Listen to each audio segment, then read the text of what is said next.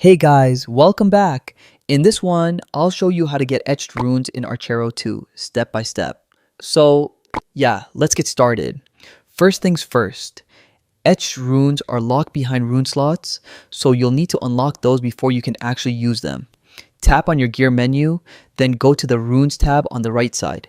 You'll see 3 rune slots here, but yeah, they're locked at first.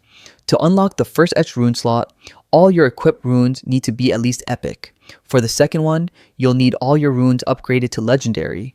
And yeah, for the third slot, you'll need legendary plus runes equipped on every slot. So basically upgrade your existing runes first. Now, how do you actually get etched runes?